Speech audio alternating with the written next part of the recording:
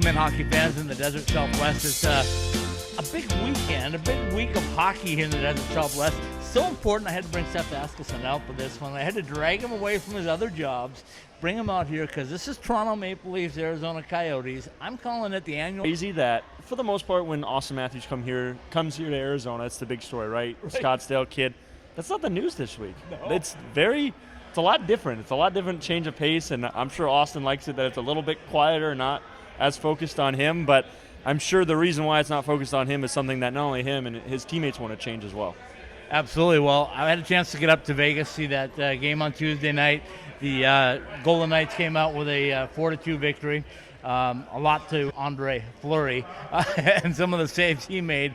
But I said before the game, I said, I think it's going to come down to Auston Matthews either winning it for Toronto or Marc-Andre winning it for the Vegas Golden Knights. Marc-Andre came out on top. Your thoughts on tonight's game against the Arizona Coyotes, who, by the way, are coming off back-to-back shutouts? Yeah, it's an interesting game tonight, right? I mean, Auston Matthews right now, he's the leader offensively of that team, 27 points in 23 games, 14 goals. So doing what I think a lot of people expected him to do. Right. Unfortunately, underneath him and behind him, he's not getting much of that offensive support. Mitch Marner was a point-per-game player, 18 and 18 before his injury. Tavares missed a little bit of time. He's 13 and 14. Outside of that, not a ton of contribution. I mean, Riley's pitching in how he should, but there's a lot of guys kind of underachieving, right? I mean, Tyson Barrie not doing as well as expected, and they traded their third-line center, a guy that easily could be a second-line center on any other team in the league, and on certain teams could be a first-line center. To get Tyson Barrie, there's always already talks that they might be trading him around, kind of selling him around already. I think this move right now for Toronto was the right move, right? I think a lot of times when things are going bad, it's not always the players to kind of fall on the sword right away. And I think it's because it's the way, not necessarily 100% the reason, but the way NHL contracts are structured, right? You can't, it's not like the NFL where you just release guys. Yeah, or the NBA, right? You can't just shred a guy's contract and tell him to hit the road. So in the NHL, unfortunately, somebody's got to bite the bullet, right? And at this point, it's Mike Babcock. But if something doesn't change within the next 2 to 3 weeks, we might be seeing some movement out of the Toronto Maple Leafs. Yeah, I totally agree with that. As we talk right now, one of the things I wanted to see in Vegas was how would Vegas perform? And more importantly, I wanted to see how many Toronto jerseys I was going to see. And I was amazed because Vegas is really hard to get into that arena, right? You got to buy it on the secondary market. 18,900 plus in there the other night. I expected here because Austin's from here, but I saw 3-1, maybe 4-1 Matthews jerseys to every other Toronto one. I also took a shot from the press box of all the Toronto jerseys, both blue and white, around the rink prior to warm-ups. As I was watching that, I'm going like, how's this is going to work? Because Vegas is pretty dominant in their own building, right? First period starts, and the Maple Leafs start the Gold Leafs Go chant, right? Within seconds, the Golden Knights shut them down. The fans shut them down. All you could hear was Go Knights Go from that point forward. So they met the challenge from the crowd standpoint. What do you expect from the crowd, first of all, from Arizona Coyotes fans here? I think they will, right? I think they'll step up to the challenge. Sure, there's going to be a lot of Leafs fans in the building, but it's a different culture around here now. It's not 3-4 years ago. You're unsure where the Bills are getting paid. You're unsure kind of who's coming in and out in terms of not only players but personnel as well. All started with the hiring of John Chayka. John Chayka comes in, changes the culture. Bring in his head coach, Rick Tocchet, changes the culture in that locker room.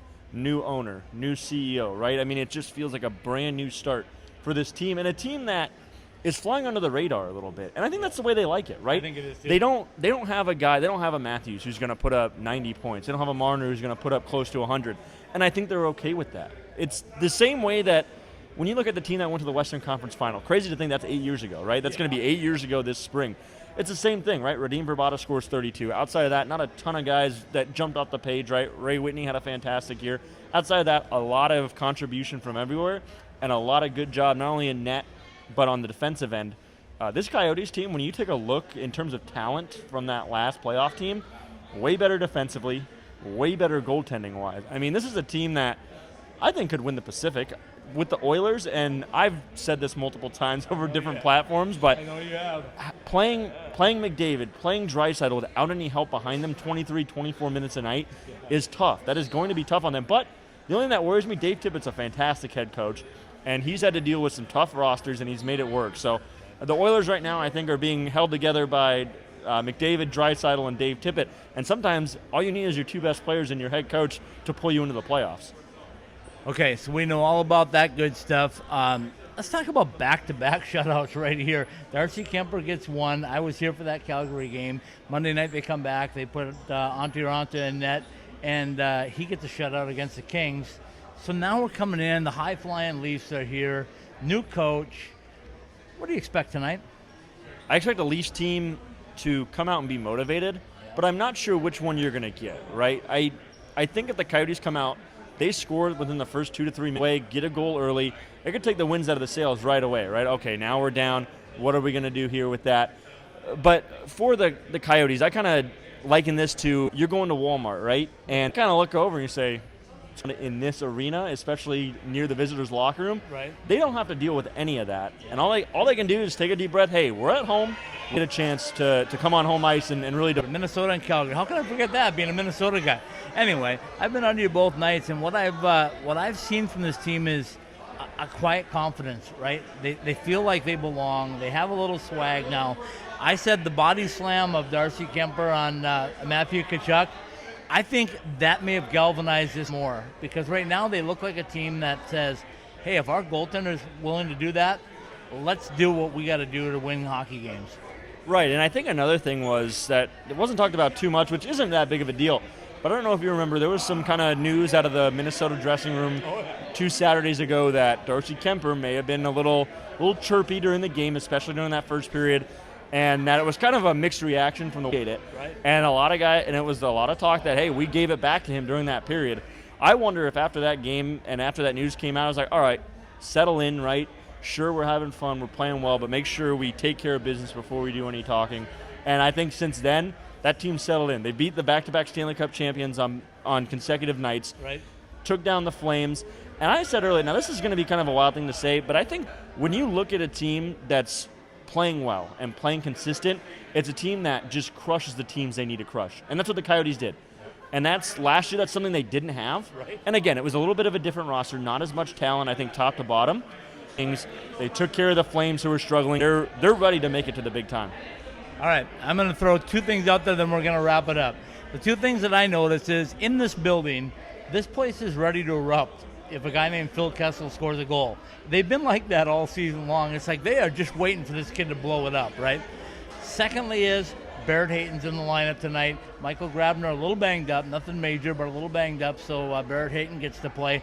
I know you've had a chance to visit with Barrett. How excited do you think he is to finally get in the lineup again? It's been a while now since he's seen some ice time. Oh, he's stoked, and that's a good thing, and I think that speaks to how good Barrett Hayton is that, yeah, if Grabner's a little banged up, yeah, he might be able to play, but you know what? Let's not risk it. A guy who's a veteran, a little bit older, let's not risk it. We can put Barrett Hayton in there. He can give us quality minutes. He can eat some shifts. He can put some good things together, right? That speaks to a guy who's 19 years old. When the Coyotes drafted him 5th, everyone lost their mind, right? Well, what about Philip Zadina? Why is Zadina left on the table? How could they not take the best goal scorer in the draft?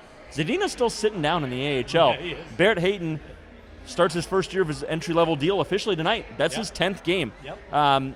When it comes to Phil Kessel, he's scored 3 goals, right? And he's brought in to score goals. Right. But I don't think that's too much cause for concern. He has 10 assists. Yeah. He has 10 assists, right? He's made some big plays, too. Yeah, and he's making plays. So you look at the goals column, you're like, 3 goals, that's not great. But then you look at 10 assists, you're like, if I could have told you you'd get 10 assists from Phil Kessel in the first 22 games, you'd take it, right? Like a guy, not that he can't make plays and make assists, but a guy who is known for his goal scoring has almost turned into a playmaker. I think that speaks to not only how he's adjusting here in Arizona, he's getting more comfortable, but I think he's just he's a win-at-all-costs guy, right? It doesn't matter if he has to go in shoulder first into the post to make sure that puck gets into the net. He'll do whatever it takes, even though he still has one of the top-end skill talents, right? And it just speaks to this team. It doesn't matter who. They don't ask who. They just ask how many wins. Yep, that's all it's about.